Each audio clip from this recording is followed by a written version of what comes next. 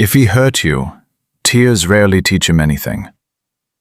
What hits harder is the moment your energy disappears.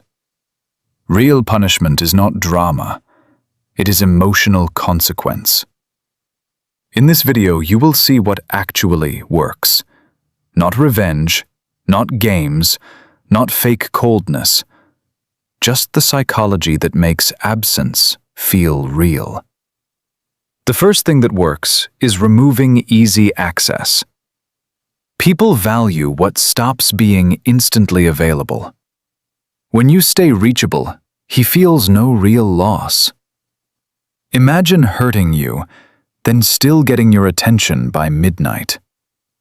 So no long speeches after disrespect.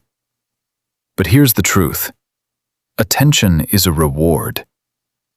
Every fast reply tells him the door is still open. Every late-night rescue tells him you will still stay. He may not say it, but he feels that safety. And safety without effort creates lazy behavior. Now picture the opposite. Pay attention to this. Quiet distance creates mystery and tension. He starts checking his phone because your pattern is gone. He notices the silence where your warmth used to be.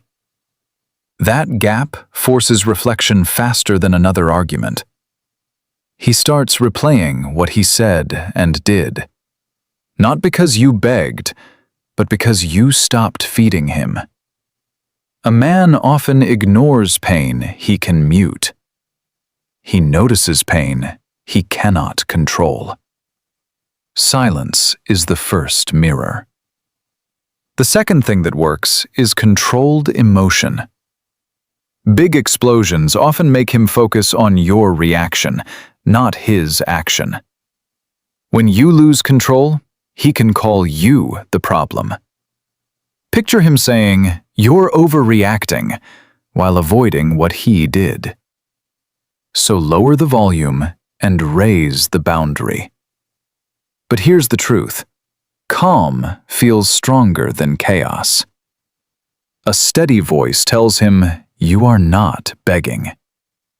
A short sentence tells him the situation is serious. That was disrespectful, so I am stepping back.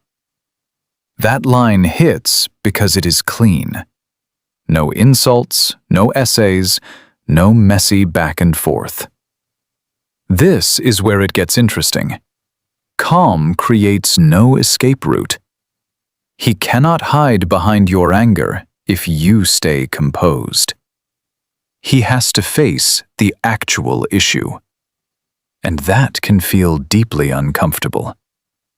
Men often brace for drama because drama is familiar.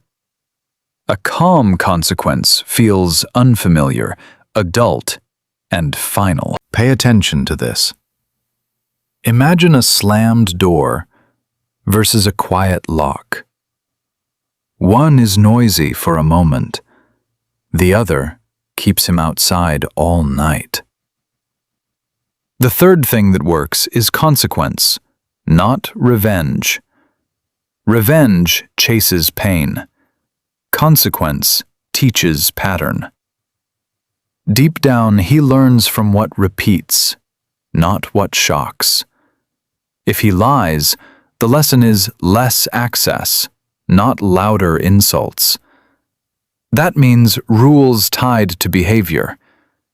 But here's the truth. Unclear pain teaches nothing. If you say, "Maybe we're fine," he relaxes again. If you say, "Trust is broken, so things change," he listens.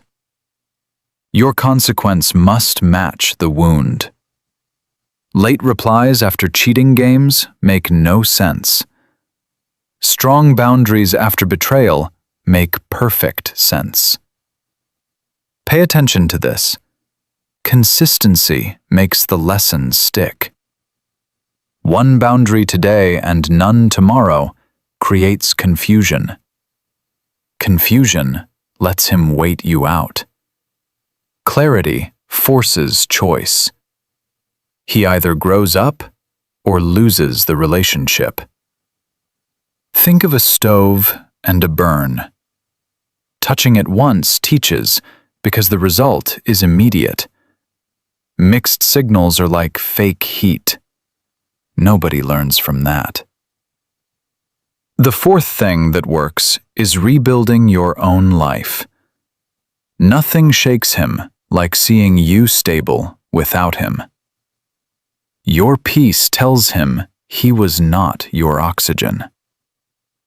Imagine you smiling at brunch while he stalks old photos. This is not about making him jealous. But here's the truth. Growth is the loudest distance. When you work, laugh, sleep, and glow again, he feels it. He expected your world to stop. When it does not, his ego takes a hit, because he wanted proof that he mattered more. Your recovery destroys that fantasy. Pay attention to this. Self-respect changes your energy first. You stop chasing crumbs. You stop calling confusion a connection. You stop begging for basic care. That shift alone can unsettle him. He sees the version of you he no longer controls, and control loss often hurts more than breakup words. So build routines, not revenge plans.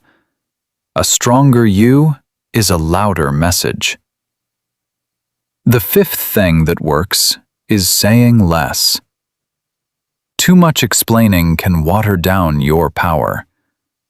When you overtalk, you try to manage his feelings for him. Imagine sending 5 paragraphs while he answers with 1 emoji. Stop handing him emotional notes he did not earn. But here's the truth. Discomfort is a teacher.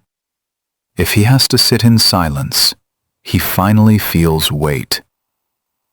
If you keep explaining, you carry the weight for him. That is why short words matter. I see your choice, and I am adjusting. That line closes the courtroom. This is where it gets interesting. Mystery blocks manipulation. He cannot argue with the decision you already made. He cannot twist words you never offered. He is left with his behavior. And that is where shame can finally appear. Think about a missed birthday and a cold excuse. One clear boundary hurts more than a 10-page fight. Fewer words create sharper meaning. Let silence finish the sentence. The sixth thing that works is consistency. One strong boundary means nothing if you keep breaking it. The brain learns from repeated patterns, not emotional speeches. Imagine blocking him at night, then calling him at dawn. That only teaches him to wait. But here's the truth. Mixed signals protect bad behavior. He learns your pain has an expiration date. He learns he can delay, charm, or guilt you back. That is not punishment. That is training him to ignore you. Real consequence stays in place after the mood changes. Pay attention to this. Your lonely night is the hardest test. That is when old habits beg for contact. That is when healing asks for discipline. If you break the boundary there, the lesson resets. He feels relief, not reflection. So prepare before emotion hits. Delete the draft, call a friend, go outside. Make your boundary easier to keep. Strength is often structure. The seventh thing that works is accepting the real answer. Sometimes the punishment is simply losing you. If that still does not move him, the truth is painful. Imagine you leave with grace and he still stays casual. That means your absence is information too. But here's the truth. Not every man wants to grow. Some only want comfort. Some only miss benefits, not the bond. That is why your goal cannot be control. Your goal must be clarity. Pay attention to this. The right consequence reveals character. A healthy man reflects, reaches, and repairs. An unhealthy one blames, stalls, and self-protects. Both responses teach you something. So watch what happens after distance. Does he own it, or just panic at losing access? Does he change, or only chase? That difference tells you everything. The punishment that actually works is truth. And truth either rebuilds love or ends the illusion. In the end, pain alone does not change people. Clear consequence, calm distance, and self-respect do. If he can feel your loss, he may face himself. If this opened your eyes, stay close for more. And remember, the strongest message is what you no longer allow.